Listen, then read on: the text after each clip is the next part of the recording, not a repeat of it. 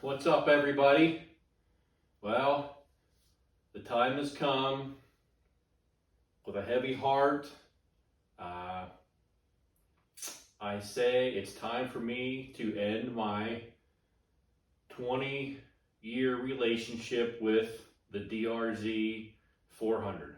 I bought my first one in 2002, which was a brand new one. Had that for quite a few years. There was a downtime after that bike of 2 years without a DRZ400. Then I went back to a used one, a 2006, and I had sold that one. Only went a very short time, and of course picked up this 2013. And this was my favorite one here because I have it fully modded to go from adventure bike and still go back to do single track. I definitely did the most extensive modifications of this bike. My mind hasn't changed on them. They are still, to me, the best budget, not that they're a budget bike, but the best priced all around dual sport to get you from adventure to single track. They're not the best bike, the best built bike, all the best parts. They're just the best bike for the money you spend if you need to have one bike and go from your light adventure riding to getting down and dirty on the single track. In my opinion, they are still the best bike for that. I'm just to the point where I had the KLX 300 fuel injected, the KLR fuel injected now, and the KTM 350s, excuse me. I currently have the 2021, and I'm just to the point where I definitely prefer having the fuel injection. Not that the DRZs, I've never had any hardcore issues with the carburetors. Maybe a little water in the gas here and there. Maybe, a gummed up stuck float from sitting all winter and not starting it. Small issues like that, but I'm just ready to be where I'm running the fuel injection, and we got the KLR does not have the updated front forks, of course, but I just like the fact of, the upside down forks and everything just updated. Now, mind you, if Suzuki releases a new updated version of the DRZ400, which I don't know if it'll ever happen, this thing might be around for another 10 years with a carburetor on it and a 5-speed. If they ever do an upgrade or release something new, believe me, I will be on it and I will purchase it. But like I said, I've got, I said 20 years because it's 2002, 2022. But with my off time, I'm going to say I probably have had a DRZ 400S for basically 17 years of the last 20. And they're just a bulletproof bike. My DRZ 400s, I have never, on the 3 I've owned in all those years, I never had any major transmission issues, no major top end issues whatsoever. I mean, I've never even needed to do a valve adjustment on them. Everything stayed good in the bottom end on all those bikes. It was all just minor like wear issues, or possibly maybe a cable breaking, wearing the brake pads out. Like I said, maybe having to clean the carburetor if I wasn't riding it for a long period of time and I did not treat the fuel.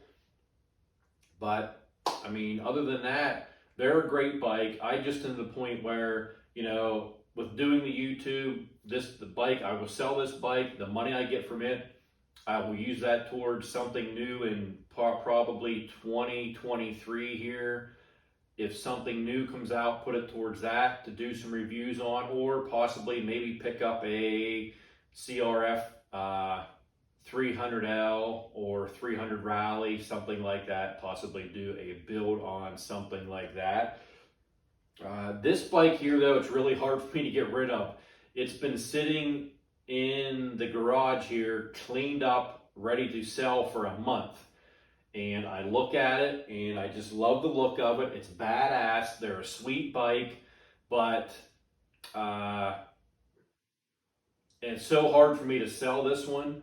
But I mean, I've been putting more miles on the KLX 300 and a lot of road miles on the KLR 650, and of course my KTM 350 EXCF. That is basically my dirt bike, but I do use it on road occasionally.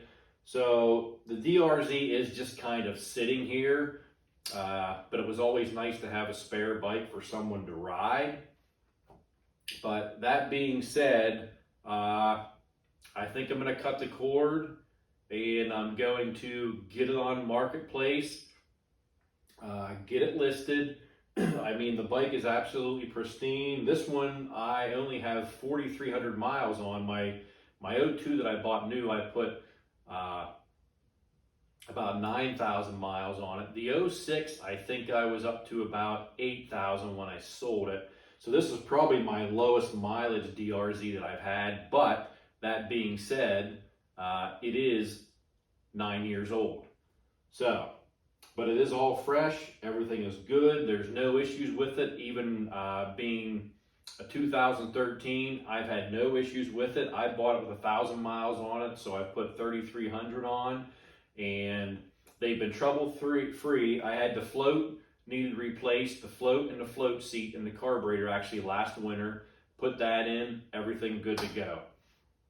But like I said, this is the most outfitted. This is the first one I had the large tank on, the Aceribus. I've had no issues with that or the petcock. First one, I put a windshield on. I did have a rack on my prior DRZ400. It was a Moose. This is a Tusk now. But just an awesome bike, and I do hate to get rid of it, but there's just no use for me having it here. And the money from it, like I said, can go to some other project that we can get going here, you know, and build up and do some ripping and some testing on it. But I will still gladly answer any of you guys that have DRZ400s, or if you just bought one and you pull this up, I could definitely still give some input on any questions you have or anything as far as accessories or performance questions on it, or anything on reliability. And my videos, of course, of all the installs on this are all still up. So looking forward to getting this sold. I guess I may shed a tear, but we'll get her done, and we will move on to something else here and grab another bike and get another build going. I appreciate all you ladies and gentlemen watching and subscribing. I mean, without you guys even watching the videos, there'd be nothing even doing here, and I probably wouldn't even do it, but I appreciate y'all watching. Like, subscribe, get on your DRZ and get outside. If you want to, you can even buy this one.